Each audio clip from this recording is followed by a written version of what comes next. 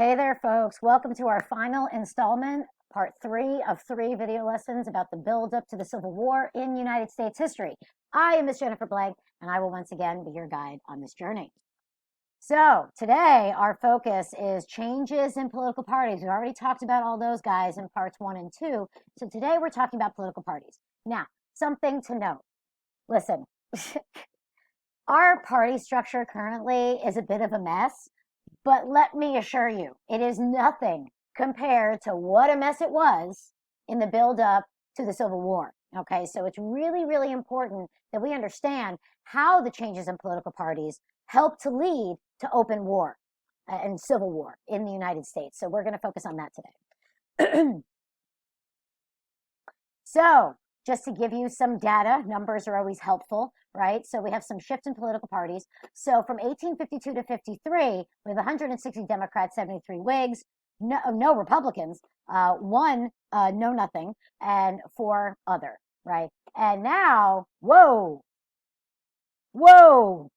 and whoa, what a difference. So before you pretty much you were looking at 160 versus 73. Now we're all pretty split up. And that's going to create problems. You're going to have to form coalitions, and each faction, if you will, is going to vie for power and control. This division, this breakup of where you had 2 strong dominant parties, and then just a year or 2 later, you've got no real dominant party. I mean, yeah, the Democrats are ahead, but not by much. So that's going to shift. That's going to shift the battlefield a bit. All right, so new issues and candidates for the election of 1852. You have the Whigs, you have the Democrats. Whigs, you had Mexican War General Winifred Scott, but Whigs had difficulty finding an issue that they could use to garner support. In contrast, got a little excited. In contrast, Franklin Pierce claimed credit for national prosperity that occurred and also promised to defend the Compromise of 1850. So he stayed on message. He brought forth a couple of issues that rallied the American public, and he was able to win effectively. So the Know Nothing Party, yeah, the Know Nothings. I mean, what a name for a party, the Know Nothing. Like, why am I going to vote for you? If you know nothing, then what exactly are you going to do for me? But anyway, that's a separate discussion. So the collapse of the Whigs actually helped lead to the rise of the Know Nothing, or as it was otherwise known, the American Party. They were fueled by nativism. Nativism is this hatred of anything that isn't your sort of tribe, right? So anybody who wasn't native-born American, and specifically who wasn't white and Protestant, no, they didn't like that. So they hoped to strengthen the naturalization process, as in make it way harder, so they could decrease immigrant voting. These ideas appealed to ex-Democrats, ex-Whigs, and also industrial workers, because a lot of the newly incoming immigrants were fighting with current industrial workers for factory jobs. So this was this is a big appeal. They had a lot of appeal to those folks. So in 1854, the American Party took control of state legislatures in a variety of areas. They actually seemed on the verge of challenging the Democratic Party, but they didn't have clear leadership. So in 1856, and they also had no response to slavery, which was the issue of the day. If you don't have an opinion or some kind of policy related to slavery, you're not winning anything in the 1850s. So they kind of just kind of petered out. So we have some massive change to the 2-party system. So Democrats are pro-slavery. It should be everywhere, for everyone. All white people should be able to have it. Like, this is their idea. That's the Southern Party. The Whigs were comprised of both Northerners and Southerners, and they could go either way on the slavery question, depending on the region. They were like completely useless in the election of 1860. Free Soilers were kind of a coalition of misfits, and they ended up being absorbed by other parties. Okay. So the Whigs and the Free Soilers actually came together to form the Republican Party. So they said slavery in the South is okay. They didn't want any expansion, and they didn't like the Kansas-Nebraska Act. They were primarily a Northern party. So what you get in the election of 1860 is basically Democrats versus Republicans. Development of the GOP, otherwise known as the Grand Old Party, okay, the Republican Party. People in both major parties who opposed the Kansas-Nebraska Act, they came together in the GOP, in the Republican Party. And they did this along with Free Soilers. GOP stands for Grand Old Party, as I said. They opposed slavery expansion. They advocated high tariffs, homesteads, and internal improvements. At this point, they are purely a sectional party. They have zero support in the South, none. And this is going to be a major factor going into the election of 1860. So the Kansas-Nebraska Act of 1854, we've talked about this, but let's talk about it again. And again, I have to give credit where credit is due. I did not design this slide. I borrowed this slide. So the Kansas-Nebraska Act changed American politics, and it did increase sectionalism. Okay, you have to understand that. With the Missouri Compromise line basically being obliterated and allowing a free-for-all in the newly incorporated territories in the United States, this was inviting violence. You guys can read, right? Southern Whigs defected. They became the Democratic Party, and that became an exclusively Southern party. So Republicans exclusively Northern, Democrats exclusively Southern. There is no way you're going to achieve compromise like this. So the Republican Party really appealed to Northerners because they believed in the idea of free soil, and they fought against a slave-based power scheme. They wanted to protect free white workers. Now remember, the Republicans were not, oh yeah, blacks and whites are equal, yay. No. Everyone had an ulterior motive here, and you have to understand that just because they were against slavery didn't mean they were for equality. Although that would shift a little bit. There's going to be a segment of the Republicans known as the Radical Republicans, which we'll talk about later, but that happens after the Civil War. So here's what happens in the election of 1848, right? So you have American political parties become sectional rather than national. So if you look at the breakdown, you have blue states here, red states, blue, like they're kind of spread out all over the place.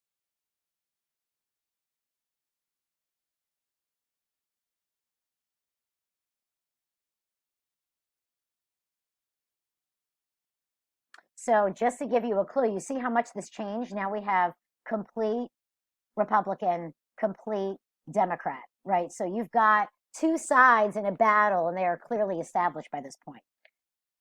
Abraham Lincoln won and didn't even campaign in the South. Electoral College.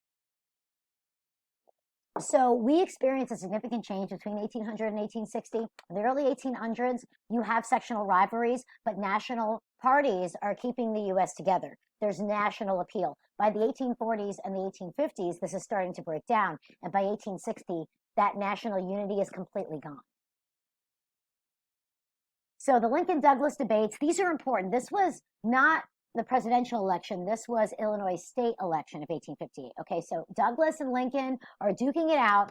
Douglas is all about the Freeport Doctrine. He said people could keep slavery out by refusing to enact black codes and other laws necessary for its survival. Lincoln argued a house divided against itself cannot stand. Slavery should not be extended into the territories. He lost the election here, but these debates are important because it put Lincoln on the national stage. It made Lincoln a name in politics. So even though he didn't win, it made him a name. It's what enabled him to run and win in 1860. And of course, that's going to be important because he's president while we're fighting the Civil War. So the Freeport Doctrine, this was discussed during the Lincoln-Douglas debates. Lincoln asked the question, is there any lawful way in which the people of a territory could exclude slavery? Douglas argues slavery can't survive in a territory unless it's supported by local legislation. And if territorial legislatures refuse to enact those laws, then slavery couldn't exist. Forget about what the Supreme Court says. Lincoln didn't necessarily agree with all that. So fast forward to 1860, you have the Democratic conventions. Now, the Democrats have some issues here. So a lot of Southern delegates walked out. They established their own convention with a pro-slavery platform, and after failing to agree on a nominee, the regular convention adjourned, right? So the Democrats are in disarray. This makes it easier for Lincoln to eventually get elected.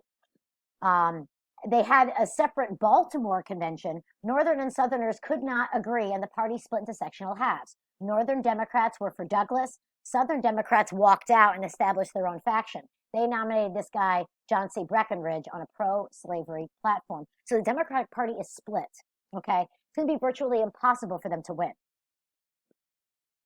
The Republican convention was very different. It was held in Chicago, but only 5 of the 15 slave states were represented. They were basically boycotting the Republican convention because it wasn't the party of slavery.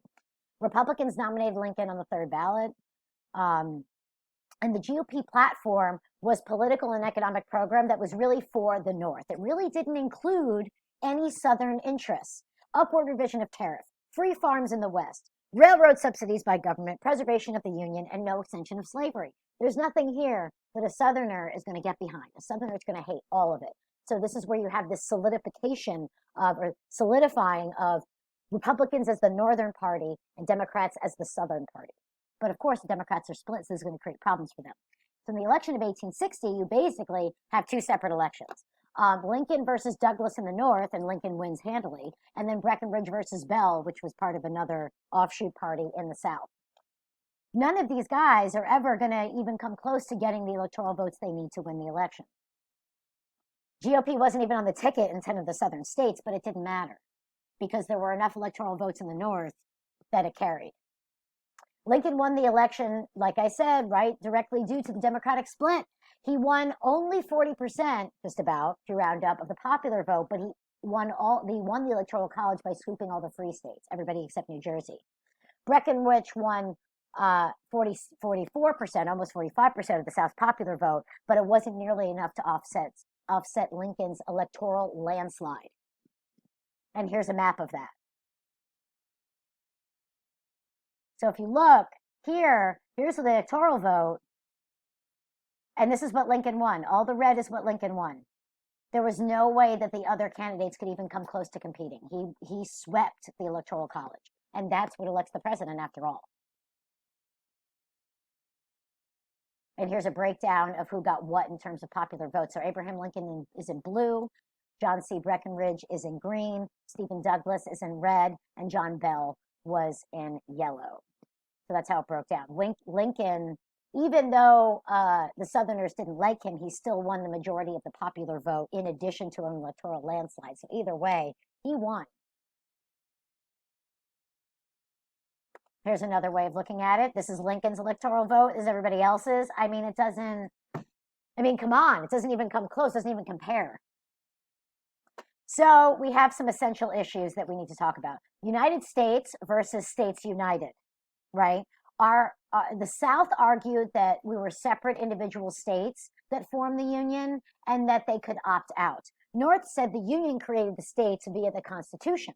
This issue, according to the North, was settled with the Constitution. And the South is like trying to go back to the Articles of Confederation. And the North is arguing if the Union is dissolved, we don't have anything. Lincoln, remember, Lincoln is called the great emancipator, but I need you to understand, Lincoln did not fight this war to free the slaves. He did not do that. He fought the war to preserve the Union, okay? So not that Lincoln was like an awful evil guy, but you have to understand this guy was not the great emancipator. He was not this great abolitionist. You have to understand who he was. He was a president trying to save the Union. Freeing the slaves didn't really matter. Whatever he had to do to save the Union, that's what he was going to do. Now, history shows us it ended up being, freeing the slaves, but that wasn't his initial goal. Understand that. He was a Federalist and a Constitutionalist, not an abolitionist. So with Lincoln elected, everybody loses their minds. That's sort of like the straw that breaks the camel's back, or everybody in the South anyway, lost their minds. So the Deep South secedes. December of 1860, South Carolina says bye-bye because we're not doing this. That was they were the first state to secede. In February of 1861, just a few months later, the Confederate States of America are formed. And in rapid succession, other Southern states secede and join the Confederacy. South Carolina, Georgia, Florida, Alabama, Mississippi, Louisiana, and Texas. Okay, so here, slave states in blue started seceding before Fort Sumter, which was the first official battle of the Civil War. That was in April of 1861. Okay, so this color, this like greenish color, those people seceded basically right after South Carolina. And then you have slave states that seceded after that in this peach color. And then you have these border states. They were slave states, but Missouri, Kentucky, West Virginia, Maryland, and Delaware remained loyal to the Union. They did not secede, but they were slave states. And then you have free territories over here. And then, of course, free states in purple. So that's how secession went down. And then, of course, folks, we have the Civil War. You've got countless. Was this war fought because of slavery? Yeah, basically. Could the slavery have been the question? Could it have been solved without the Civil War? I don't know. That's something we can talk about in class. Did compromise work? For a while. Could a better compromise have worked better and kept us out of war? I don't know. Is Congress better at compromise today? You tell me. And this is something we can talk about in class. These are all questions that we need to wrestle with and discuss and debate, that came out of the Civil War. And this is a great quote from Lincoln. And he said this right after the battle at Fort Sumter. It presents the question whether discontented individuals, too few in numbers to control administration, according to organic law in any case, can always, upon the pretenses made in this case, or on any other pretense, break up their government, and thus practically put an end to free government upon the earth. It forces us to ask, is there in all republics this inherent and fatal weakness? Must a government of necessity be too strong for the liberties of its own people, or too weak to maintain its own existence? It's an interesting question. It's a question that still has relevance today. So I leave you with that quote. I hope you guys learned what you needed to, and I will see you in the next video lesson.